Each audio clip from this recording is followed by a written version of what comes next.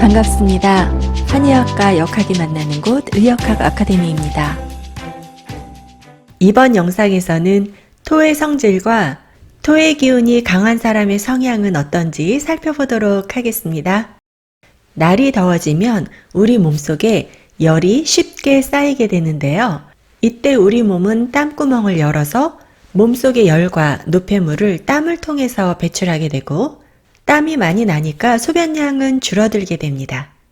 반대로 날이 추워지면 땀구멍이 닫혀서 바깥의 찬 공기가 몸속으로 들어오지 못하게 방어합니다. 그래서 겨울에는 몸속 노폐물이 주로 소변을 통해서 나가게 되므로 소변량이 많아지게 되죠. 겨울에서 봄으로 바뀌는 계절이 되면 어떤 날은 따뜻했다가 또 어떤 날은 무지 춥고요. 밤과 낮의 기온차도 아주 심하게 되죠. 우리 몸은 외부 환경에 서서히 적응하는 시스템인데요. 이렇게 온도차가 크게 되면 몸이 미쳐 거기에 적응하지 못하게 됩니다. 어제는 날이 따뜻해서 땀구멍이 살짝 열려 있었는데 오늘 갑자기 추워지게 되면 땀구멍이 미쳐 닫히지 못해서 찬 기운이 쉽게 몸 안으로 들어오게 됩니다. 이렇게 몸을 침범해서 들어온 사기와 몸을 지키는 정기가 싸우는 과정에서 열나고 머리 아프고 기침하고 목이 아픈 증상들이 나타나게 되는데요. 이것을 감기라고 합니다.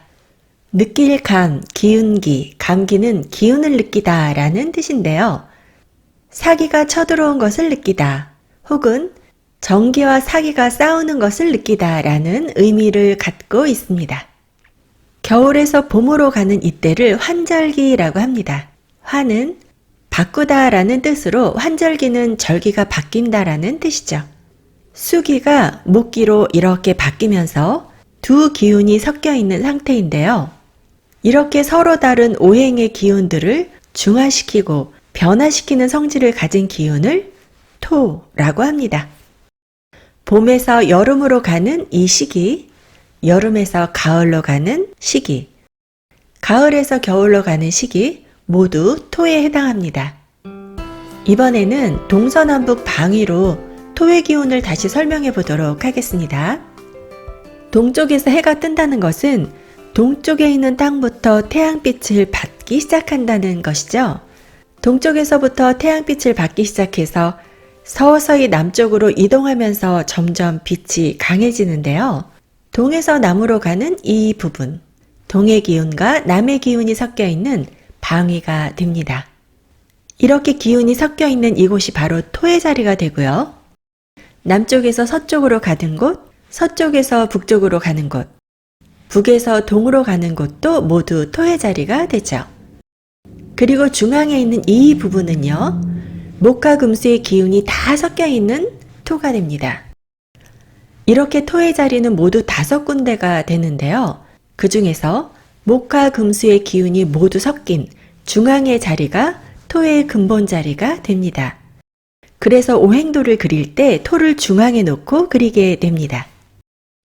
토는 흙, 땅이란 뜻을 갖고 있는데요. 갑골문에서는 흙이 쌓인 모습을 본따서 토라는 글자를 만들었습니다. 그리고 이렇게 금문 소전체를 거쳐서 현재 사용하고 있는 흑토자로 발전되었습니다. 아이고, 토순이네 집에서는 밤늦게 난리가 났네요. 또 술 마셨어? 나도 맨날 술 마시는 거 지겨워. 뭐 돈 벌려면 벌 수 있나? 마셔야지. 오늘도 나는 마신다. 당신 벌써 40이 넘었어. 몸이 점점 나빠지니까 걱정돼서 그러지. 40은 무슨, 나가면 아직도 30대인 줄 알아? 애 아빠라고 하면 아무도 안 믿는다니까. 아이고, 속 터져. 사는 게 정말이지 매일 지겹다. 엄마 아빠 싸우지 말아요. 오늘도 우리 토순이는 엄마 아빠를 화해시키려고 애쓰고 있네요. 토기가 강한 아이들은 엄마 아빠가 혹여 다투기라도 하면 화해시키려고 노력하는 편입니다. 토기가 강한 사람들은요, 무조건 어느 한쪽의 편을 들지 않고 양쪽의 입장을 잘 들어봅니다. 그리고 중개하는 역할을 잘합니다. 그래서 상담, 교섭, 정치의 달인 중에는 토의 기운을 가진 사람이 많습니다.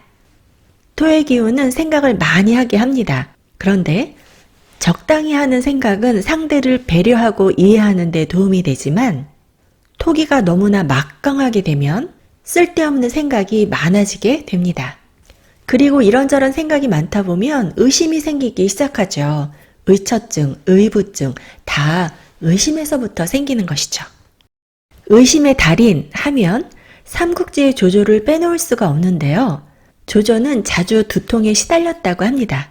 이런저런 약을 먹어도 듣지 않고 점점 심해지자 당대의 명의 화타를 초빙해서 치료하게 합니다. 화타는 그 당시에 마비산을 만들어서 전신마취를 시킨 뒤에 상처를 절개하여 치료하는 외과 수술로 유명했는데요. 그 치열한 전쟁 중에 얼마나 많은 사람들이 팔다리를 잃고 외과적 부상에 시달렸겠어요.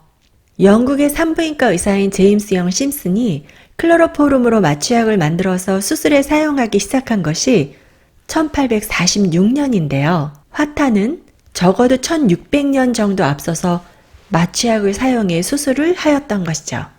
물론 외과적 수술뿐만 아니라 침과 약을 사용하는 데에도 아주 뛰어난 명의였다고 합니다. 조조와 유비의 대격돌, 번성전투, 번성 공략을 앞두고 있던 관우는 독가사를 맞았던 상처 부위가 덧나자 화타를 초빙해서 치료를 받고자 했습니다. 화타는 진맥을 한 후 독이 이미 골수까지 침범했으니 상처 부위를 찢고 뼈를 깎아서 독을 제거해야 합니다. 라고 말했죠. 그때는 마비산이 없었을 때였나 봅니다. 마취 없이 뼈를 깎는 고통을 감당할 수 없으니 사지를 묶어서 몸부림치지 않게 한 후 치료를 하겠다라고 하자 관우는 그럴 필요 없으니 그냥 하십시오 라고 합니다.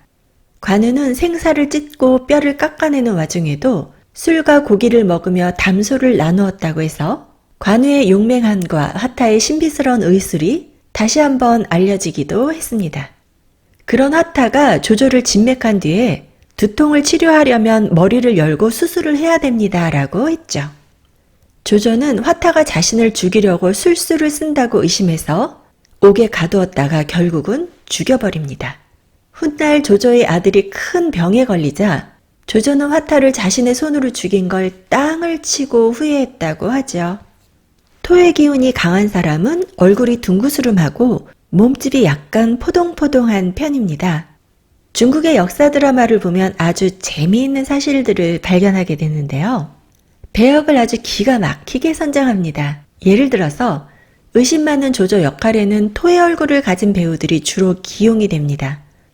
그 중에서도 의심 많은 조조를 가장 잘 표현한 배우를 꼽자면 1994년에 제작된 중두 삼국연의에서 조조 역할을 맡았던 포구간이라는 배우가 아닐까 합니다.